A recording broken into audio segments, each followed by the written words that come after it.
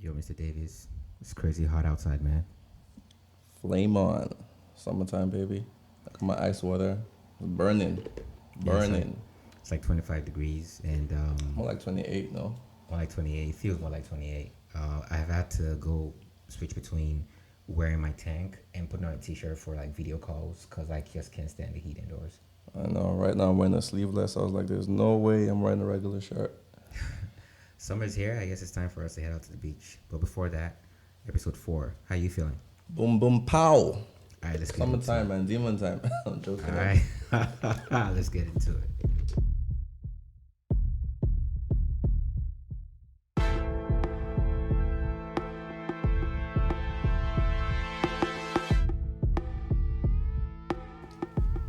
All right, let's jump right into it. It's been a crazy week, man. Roller coaster, news everywhere. So much going on in the world. So much. I think one that kind of like stuck out like a sore thumb this week was Commander in Chief, the president of Nigeria, and his deleted tweet.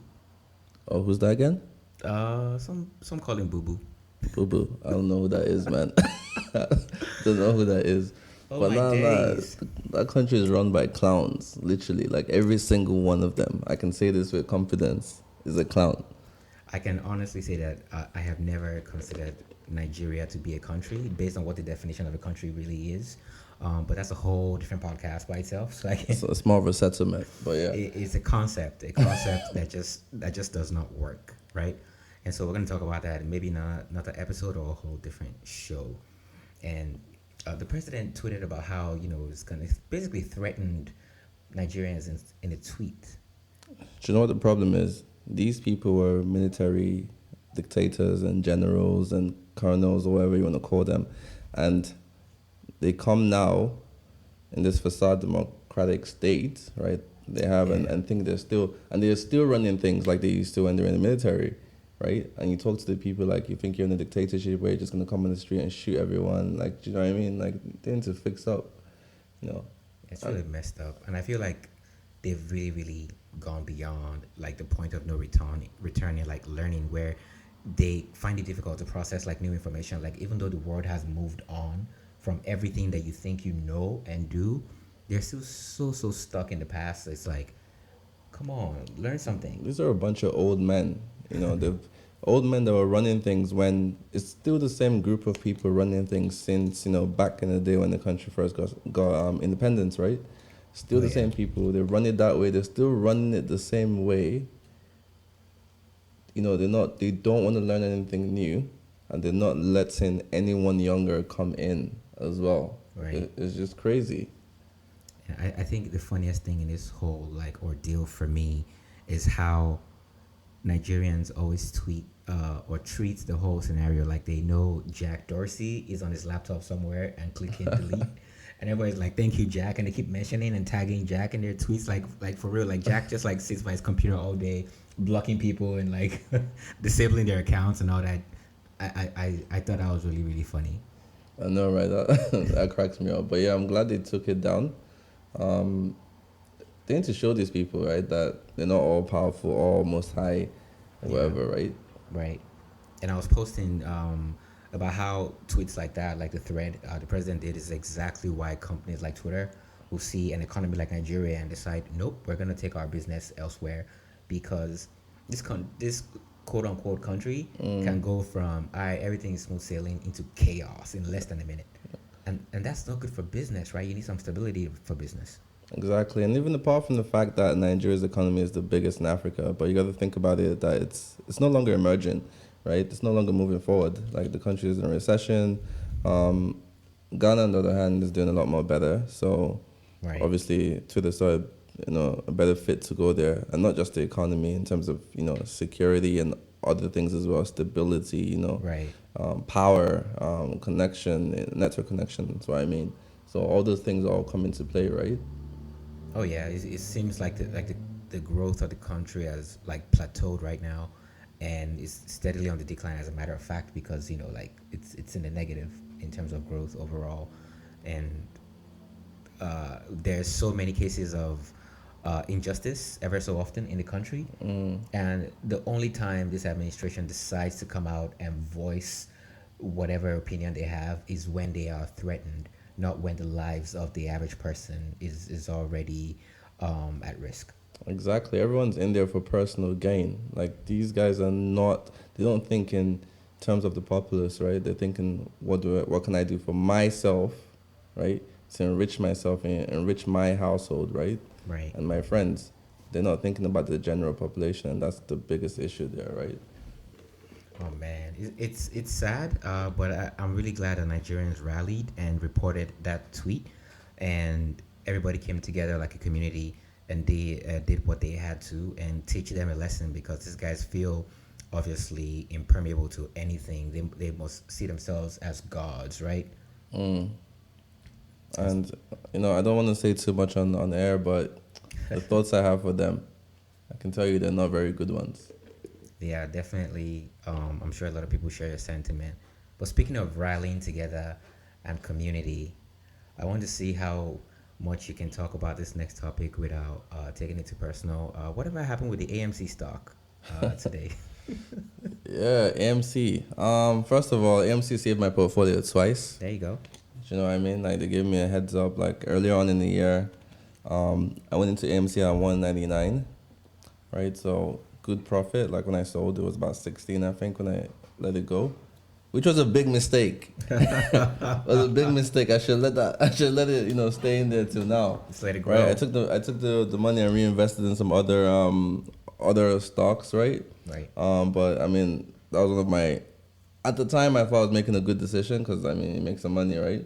But now, hindsight, you see that wasn't that great. And then they started jumping up. I jumped in early, not too early. I went in about 20 something bucks. I don't remember exactly, right? Again, when I saw that it was on the hype, I took right on that hype, and then I did a limit sell because I was tired. I had to, waking up early. Like when you're doing day trading and stuff, like you have to wake up early if you're living here on the West Coast, Right. right? Because like the stock market's open. It's like 6:30 a.m. here, so like I forgot. It was. I wish I forgot on Friday. I wish I forgot the way I forgot on Friday because on Friday I forgot that I was day trading it, so I actually slept in. So when I woke up, I didn't catch the initial. When the stock market opens, it has that initial high. So it drops. I had to stay the course, right? And I was like, I'll come in on Tuesday, and because I know it's gonna open higher, and I'll sell then. So I woke up early, did a limit sell.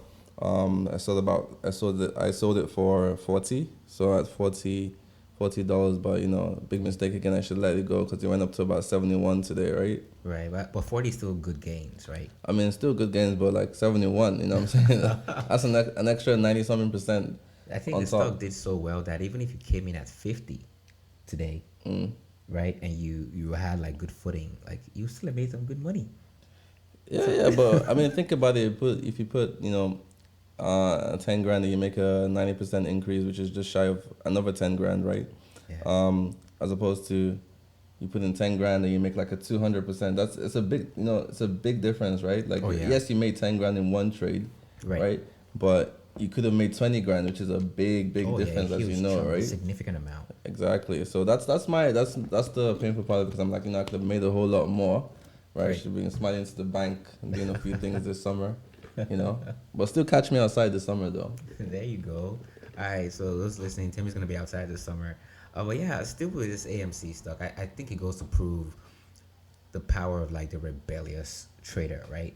You see how things have always been in the stock market. Like a lot of people are really unhappy with how some companies go public and whatever would be insider trading in some sphere is not insider trading for them because the rules don't apply to them.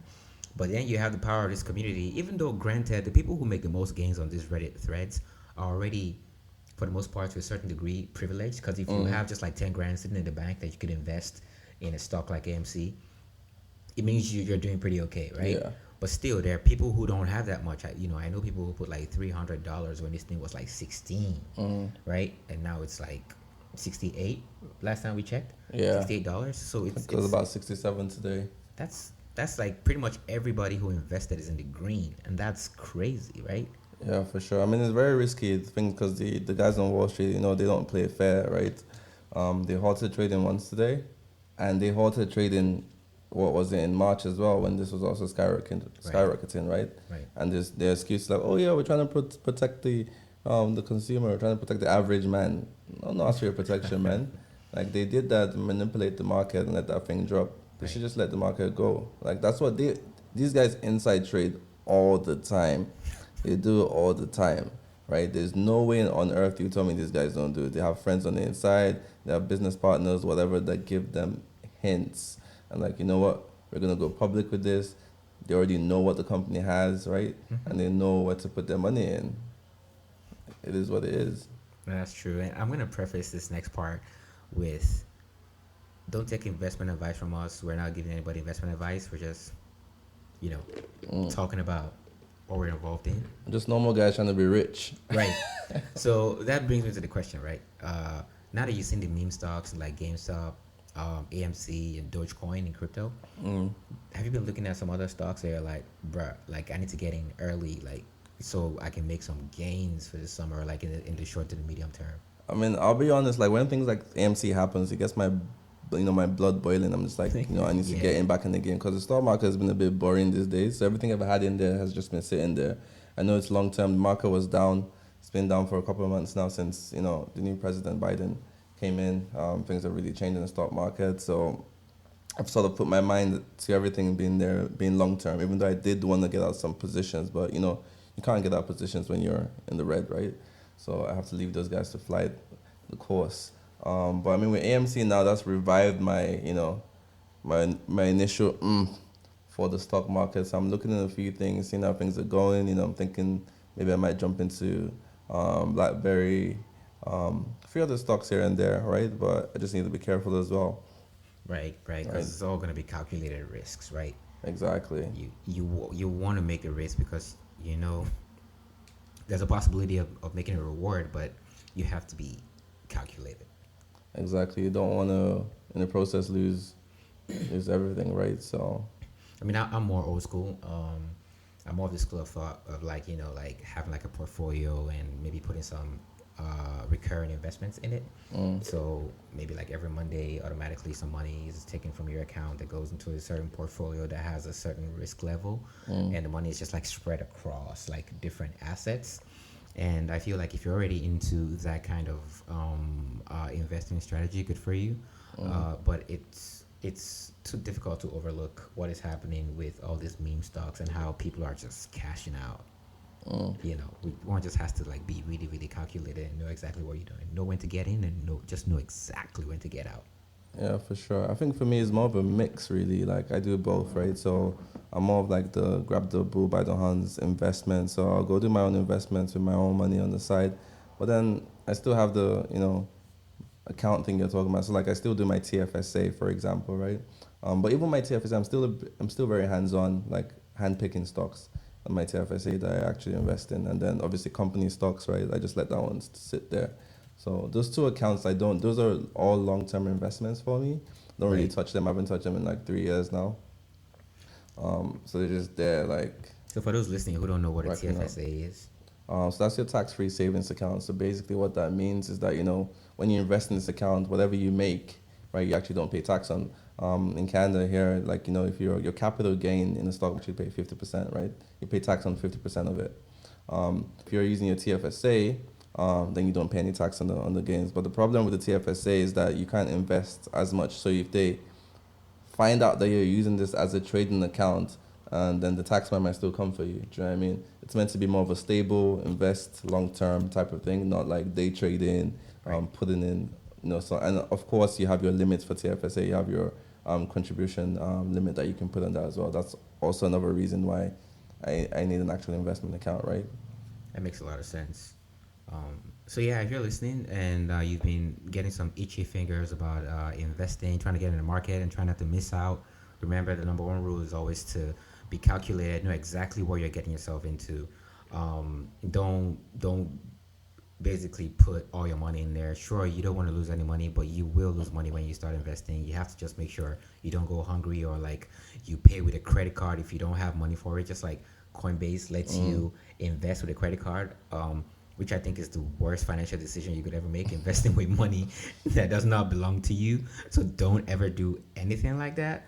And we're gonna be having a friend of ours come on the show next week. A really smart guy, talk more about investing techniques and how to get your feet wet in the market, making the right decisions, and making sure that in the short to medium, in the medium to long term, you actually see gains and you invest in your future basically. Because ultimately, nobody wants us to be like, I don't know about the older generation, but millennials and Gen Z, nobody wants to be working past like 55. Everybody wants to start chilling, like.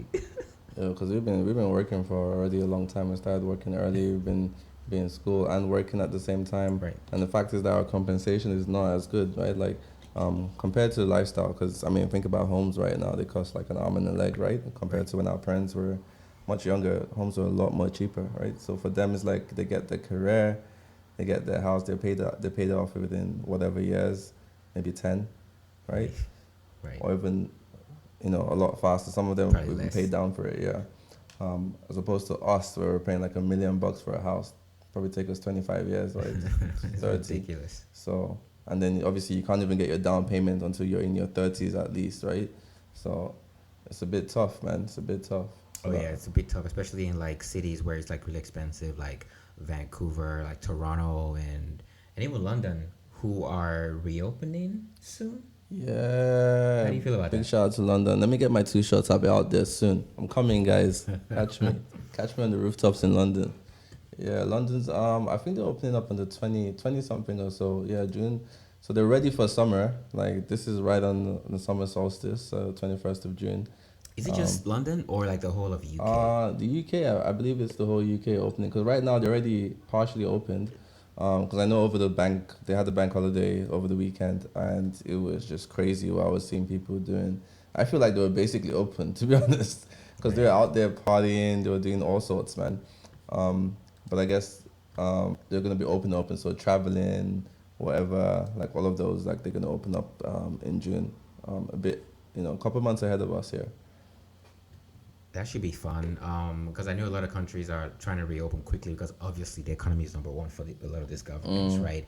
They want to get businesses reopened. They need money to exchange hands. They need GDPs to either stay the same way or go up. They need to Exactly. continue doing trade. So again, it's risk reward, right? Yeah, especially countries like the UK where they don't really have any domestics, right? They're not a production. The natural resource is zero. They need tourists to come in and spend money in the country, right? True. So those countries especially want to open a lot more faster because they need people to come and spend money, right? People to go out, spend. The kind of service industry is like one of the biggest industries there. They need people to go to restaurants, go to hotels, go on holidays, pay, right? Especially post Brexit now, where it's like they're on their own. Exactly. Things are changing. Things are changing and So times are different in the UK. Another country that is maybe not exactly reopening, but is taking big steps to like piss off everybody and like give them the middle finger. Brazil, and they're hosting like the Copa. what's up with those guys though? Like they're still in the COVID crisis, by the way. Oh Um, yeah, like Brazil's cases are intense, and they're like, you know what? Don't worry, Argentina. We're gonna be hosting this cannonball competition. And it's like, bro, like, have you seen your deaths per day? You know? Argentina is like we can't do it. Brazil's like yeah, come let's do it here. Like I don't even know what they're thinking over there. I'm not sure what's going on, but yeah, that's a really high, second highest in the world actually. So It's I don't even ridiculous. know how that's gonna work for them. Also, the body, like the sports body, don't they also have a responsibility to make some decisions and be like, we can't do it in Brazil because of how Yeah, I high was your gonna say the cases same are. thing. Yeah, because now this is, I guess this is one of those things where it makes you question the kind of leadership in like the sports like organizations Mm, and who runs and who makes the decisions ultimately, because this might be a litmus test for Tokyo 2020, which is still yet to happen, mm, because the Euros are happening, but you cannot compare the Euros right now with how much vaccine they've had mm. distributed to what's happening in Brazil, where just last week they had like a 7-day average of like what 35,000 cases, which is they're nearing like a 500,000 COVID related deaths. Like this is like there's fire on the mountain, bro. I don't even know what's going on. And as a country as well that has natural resources, so they're not entirely dependent on, you know, like the small businesses and the industries, that needs money to constantly change hands. I feel like they can weather the storm a lot more than certain countries can. But I mean, they're obviously not taking the steps to. Yeah, it's a big gamble. I guess we'll see the outcome. I really want to see how they'll manage it with like keeping all the athletes safe and maybe the stadiums are gonna be empty. I doubt that, but yeah, we'll see. We'll see how they go about it. You know. Yeah. And so speaking of gathering people in spaces and bringing them together, Apple is finally saying they're gonna start having employees come back in the office for at least maybe in some cases 3 days a week. How does that make you feel? Um, I think it's too soon. I mean, we're not entirely clear, right? We're not clear of the situation yet. I think it should maybe be a choice, right?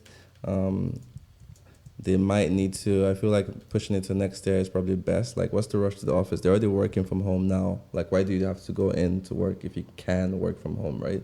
So I mean, just why don't you just stay put, like, and then be like, okay, you can go in if you want to, if you've got the vaccine, for example, right? Then those people can go in. What's the rush? Like, we're working from home already.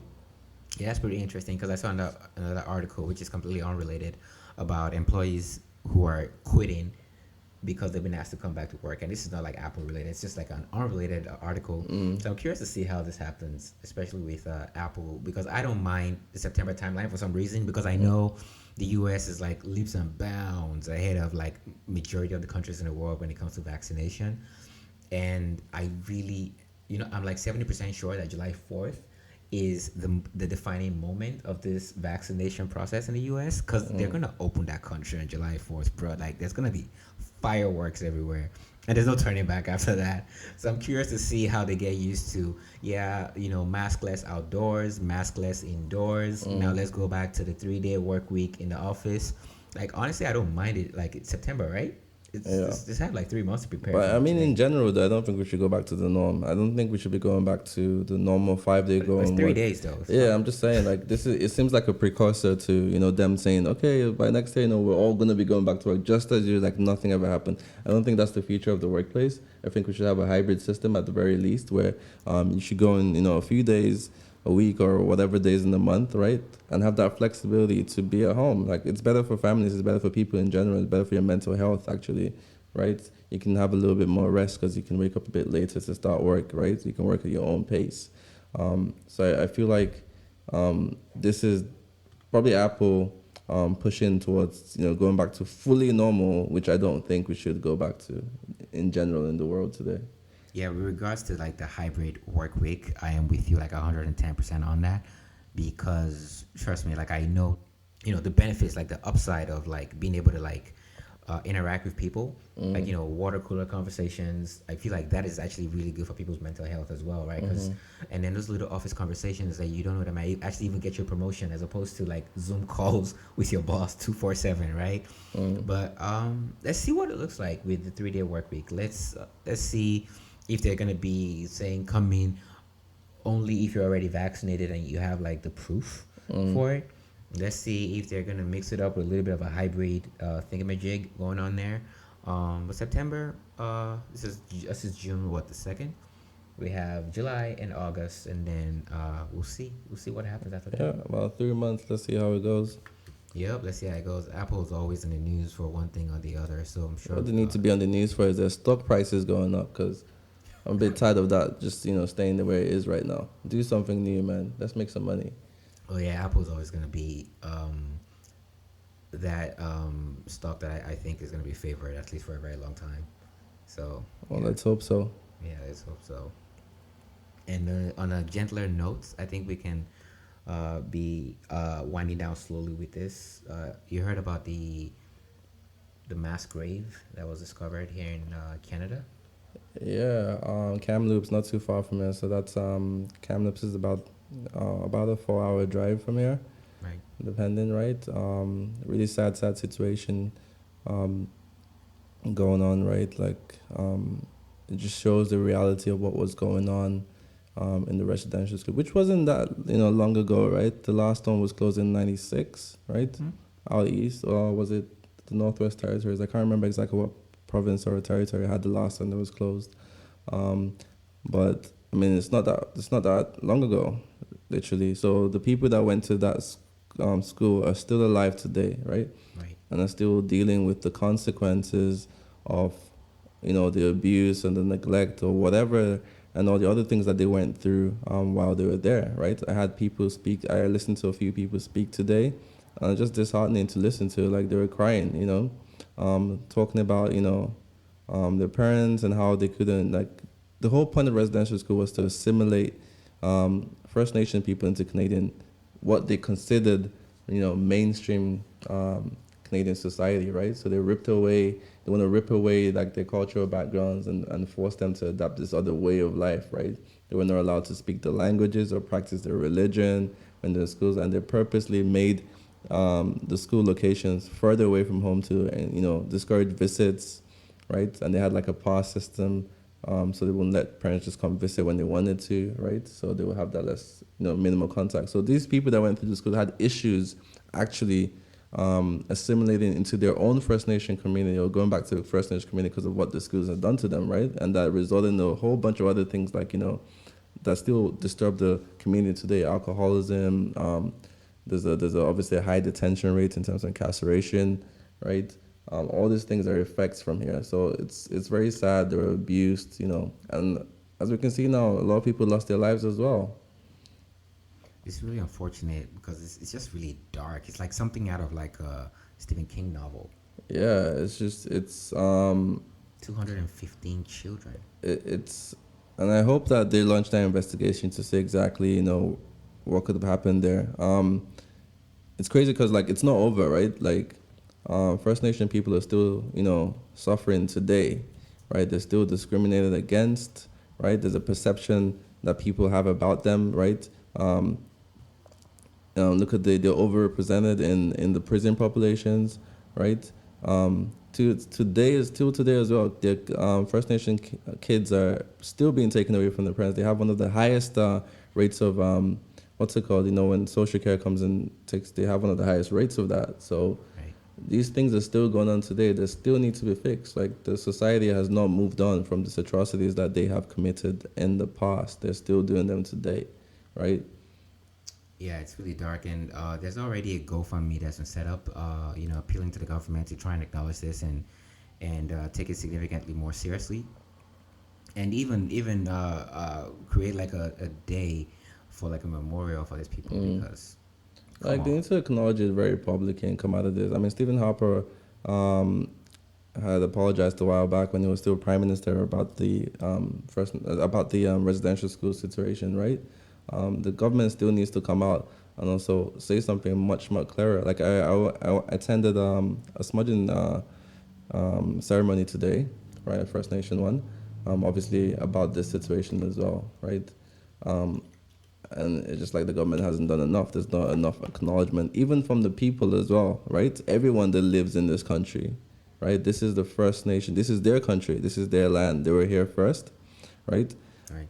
They had a community of people. There's so much. I can go into so much detail from my own analysis of read. Like, first of all, the fact that Canada and the U.S. exists is already a violation of their rights, right? Because True. they separated people. They separated people across borders. Like a lot of First Nation people in Canada had families across the border in the U.S., right? Right. They separated them into two separate countries, right? And it's been And that's gone on for downward generations. So spiral. they've been separated from those families now for generations because they lost that contact because they were in one was controlled by the British. America eventually went independent, so there's all this atrocities. So it's a really deep issue. In these Auckland, and not to talk about the introduction of disease like smallpox that was brought along with the Europeans that killed so many, and the Even the killing of the introduction of bisons a too. capitalist system. Yeah. So the First Nation communities, this was not a system that they knew about. This was not a system that they were used to, and it caused a lot of issues, right? The fur trade and those things divided a lot of First Nation communities, right? The concept of owning personal property wasn't their way of life, right? So from the beginning up until now, it's just been one thing after the other, and I don't think the government has done enough. Right, the treaty rights, forcing the First Nation people to live on reserve land, all of those things. I could go on and on and on, but I will be here for the whole day, and we only have a limited time on this. But yeah, I encourage everyone to read up on it, look into it. If you have any First Nation friends, reach out to them at this moment, because trust me, they're not feeling too great, right? Reach out to them, talk to them. A lot of them still have families that were, in the residential schools. A lot of residential school survivors are still alive today, right? Right. Yeah, and on that note, we're gonna wrap up. Like Timmy said, if you have any friends or anybody from the First Nations or from one of the tribes, just reach out to them and talk to them, and just as always, just be there for one another, right? So yeah, Backyard Conversations. Thank you for listening. Until we catch you guys in the next one. On the next one. All right, that's a wrap. Cheers.